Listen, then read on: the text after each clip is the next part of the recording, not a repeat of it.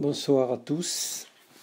Je voudrais partager avec vous un texte, une courte méditation du pasteur Stéphane Mercurio, tiré d'un verset d'Actes, chapitre 10, verset 39. Lui, qu'ils ont supprimé en le pendant au bois, Dieu l'a ressuscité le troisième jour.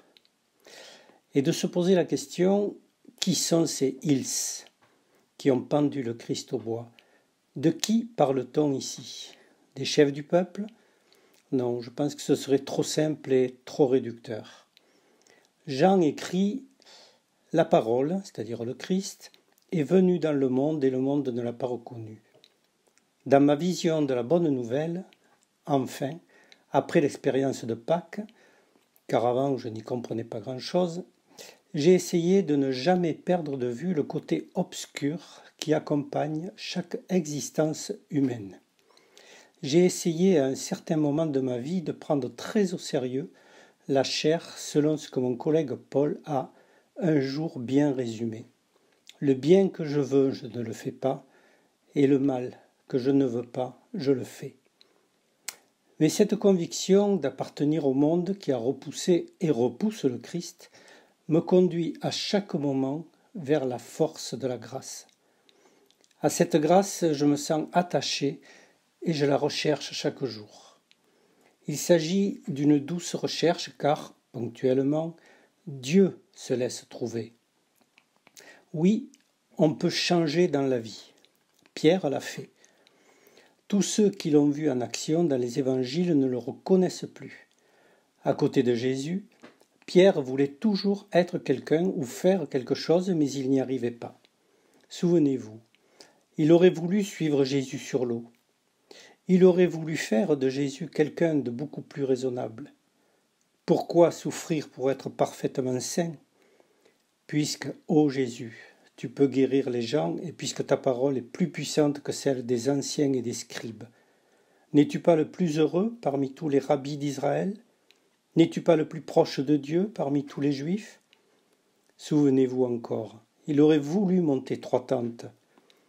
Il est beau de bâtir 3 petits sanctuaires, un pour Jésus, un pour Élie et un pour Moïse. Il est beau de rester à l'abri du monde où règne la maladie, la méchanceté, la contradiction.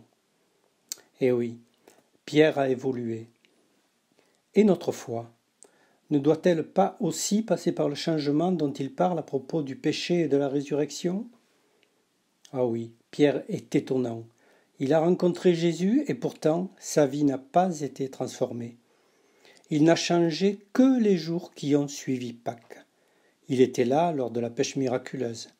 Il était là aussi quand Jésus apaisa la tempête. Là encore quand Jésus rassasiait une foule avec 2 poissons et 5 pains. Mais le changement dans sa vie commence à Pâques et s'achève à Pentecôte, le jour où la résurrection de Jésus peut devenir notre résurrection personnelle.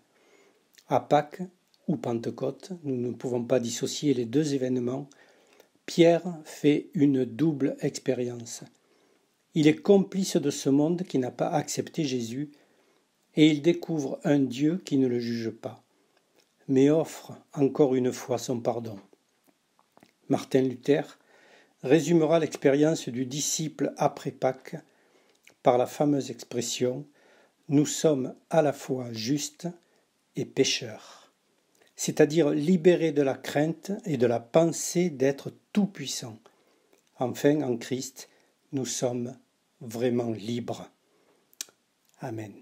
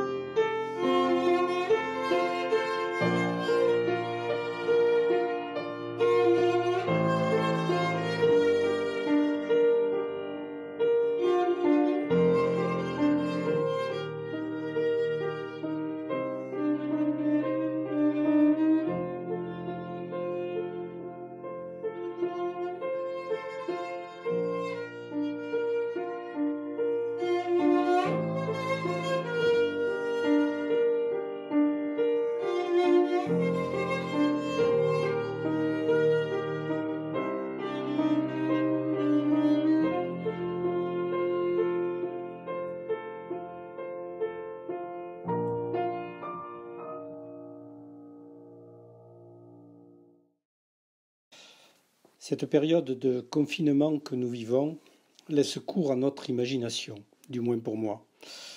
C'est en pensant à ce monde qui court à sa perte que je reste stupéfait qu'un si petit quelque chose paralyse le monde entier. J'ai écrit ces quelques rimes en méditant sur cela. Je vous les livre. Il faisait doux cet hiver-là, réchauffement certainement. La nature s'éveillait déjà, très lentement assurément. Nous sommes en Chine cet hiver-là, probablement, certainement. Un pangolin passait par là, très lentement, assurément. Confortablement installé, Covid attendait pour agir. En un rien de temps, il surgit, et par le monde s'en est allé.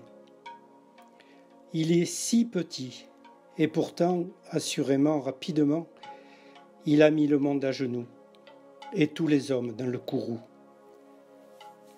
Des soignants ont donné leur vie, des jeunes et moins jeunes sont partis. Dans le monde, l'inquiétude règne, mais l'économie reste en berne. Le monde est à genoux, Seigneur. Pas devant toi, assurément. L'argent, les actions sont meilleures, pour certains hommes certainement. D'autres prient et veillent chaque jour, certainement, fidèlement, et attendent tout de ton amour, que tu leur donnes tendrement. Je vous invite à la prière. Seigneur Dieu, tu n'as pas promis le paradis sur cette terre. Tu as promis d'être présent à nos côtés quoi qu'il nous arrive. En effet, tu promets de nous donner les forces dont nous avons besoin. Tu promets aussi que tout peut devenir une occasion pour mûrir dans la foi et grandir dans notre humanité. Apprends-nous donc toi-même à faire le deuil de nos pourquoi. Apprends-nous à dissocier le pour du quoi. Apprends-nous à chercher quel bien peut naître de nos peines comme de nos joies, pour que nous soyons ouverts à la beauté et à l'imprévu, pour que nous ne cédions pas au regret et à l'amertume, mais pour que ta paix et l'apaisement nous portent. Alors, nos horizons s'élargiront, ta lumière brillera dans nos nuits, et elle nous conduira tous les jours de nos vies. Amen. Soyez en paix, restez chez vous,